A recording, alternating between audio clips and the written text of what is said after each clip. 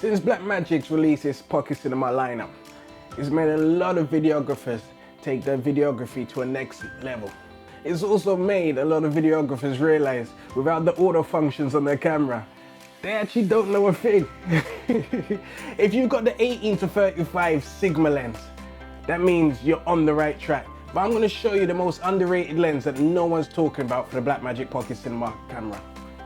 It's bigger little brother, the Sigma 50-100. Let's do this.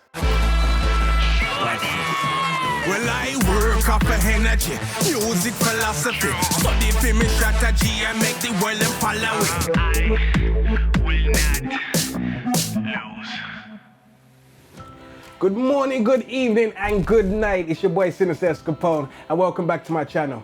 If like me, you're a Blackmagic Pocket Cinema camera owner, and you love the camera, it means you need to make sure you've got the right lens to do the job what you need it to do, alright? I've had the camera for over a year now, and I'm already planning on buying a second one. And then after that, I need to get myself an Ursa. I do. I need the whole lineup. Yeah. Anyway, the body is only one part of the whole thing. Imagine having a desktop computer with no keyboard. It's just an expensive box. Alright? So this is where lenses come into play. Lenses is what makes what we do possible. I know a lens is literally a container full of glass, and I don't know why they cost so much, but they do. But the good thing is they do last forever. Your body will depreciate and lose its value.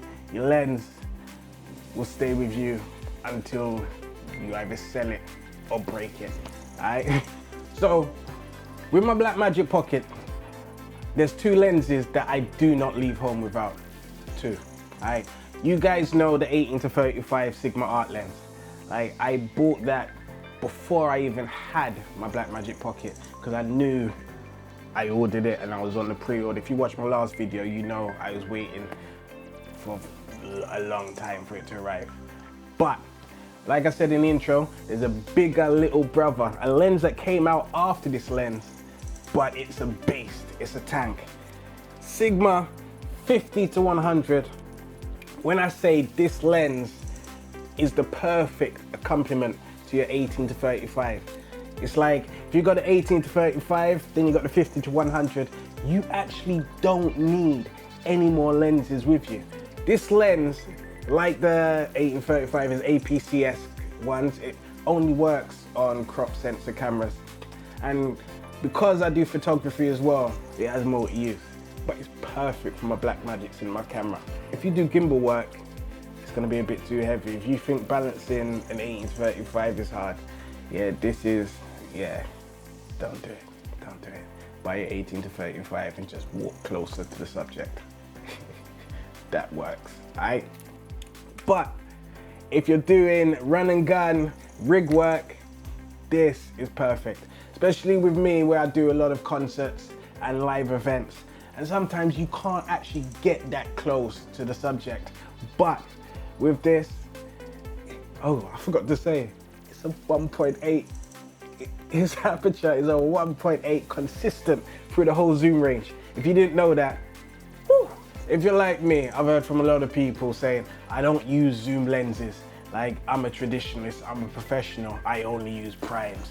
Well, good for you, good for you. You also like those people who says, oh, I don't use the internet. We're a traditional company. Yeah, we're your traditional companies now. After lockdown, most of you guys don't even exist. Get up to date, alright? This lens is a tank, a workhorse, and way before its time. This lens is nearly over 3 years old. Over 3 years old. And people still don't realize its potential. It's like, imagine having 3 prime lenses in the palm of your hand. It's like it works as a crop sensor. It gives you the range of an 85, a 105, and a 135, all in the palm of my hand. Otherwise, I'd have to carry like 3 different lenses. Look, left hand, 3 different lenses. Don't have to change. Save time, make more money. It's simple as that. Keep up with the game. Like, it's wicked. Like, I don't know what I'll do without this. With this lens, I can get close up to the subject and get those beautiful eye shots, and also capture those subtle hand movements that help tell a story. Like, why don't you have this lens? The sharpness, the detail, you ain't gonna get this from no Canon lens. Like, Sigma was on point when they built this. Like I said, if you've got the 18-35 Sigma art lens, you need a 50-100, and then you actually don't need nothing else for a while. Like, unless you're being really creative and you know exactly what you're looking for, these two lenses, 50-100 and 18-35, is all you need with your Blackmagic Pocket Cinema camera. That's all you need to get that beautiful footage that will take you to the next level. Like, I can't stop praising this lens. Like, you need this in your life. Just so we're clear, I'm not here giving you a tech review where I'm gonna go deep into the spec. God, the truth is, I don't care that much. I know what I need and I know how to make it work. What I'm trying to show you guys, do your research and check out this lens, all right? Check this one out. If Sigma was paying me, I'd go all out and say, no, I'm not getting paid for this. I'm just giving you my opinion on stuff that I do and how I do it, alright? But I use this. But if Blackmagic want to send me an Ursa Mini, we can work something out, alright? So what I'm trying to show you guys with this video is this lens is a must-have in your collection. If you're a photographer and a videographer like me, guess what? Best of both worlds. Like, I've got mine on a Nikon mount. I use mine with my Blackmagic with a speed booster, which increases it by 1 stop, which makes it actually more than a 1.8. Like, I don't know the maths, but I think it brings it to like a 0.8 or something like that. But you guys do the maths. I just know it does more than it's supposed to do with my Blackmagic, which makes it even better. The night shots with this is crazy.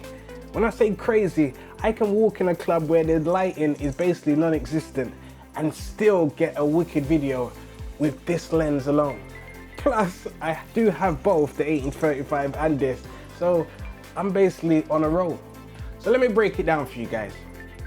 If you buy yourself a Blackmagic Pocket Cinema camera, make sure you have an 18-35. Like, you need that. Like, that is the go-to lens. If you're going for the micro four thirds route, good luck. Wish you the best. Don't do it. If you're a Canon user, get the Canon mount. If you're a Nikon user, get the Nikon mount. If you're a Sony user, I know Sigma are now making these with Sony mounts, so guys, welcome to the game. Long story short, Sigma 50-100 1.8 full zoom range art lens. To know it's art, you see the A on the side here. It's like, without this A, it's just not art, and it's not the real McCoy. But like I said, Sigma 50-100, get that in your life.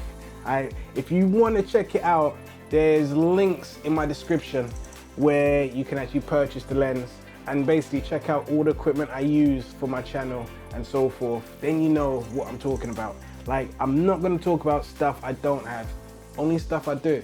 If I've tested it and used it, I'll let you guys know. If you want the serious spec and like to go all nerdy about stuff, I can do that. But they don't pay me to do that. So I'm just giving you the real talk. I'm talking to you like I'm talking to any of my other brethren. Get this in your life, all right? Art lens, Sigma 50-100, all right? Let me wrap this up. Remember, if you like stuff like this, let me know in the comments, all right? Cause you guys are making this channel work, and without you guys, I'd just be talking to myself on camera with nobody there. Nobody. Anyway, remember, leave a comment down below before you go away, okay? And click the subscribe button down there. Click it. And don't forget to press that bell as well, cause that's what helps make the channel grow.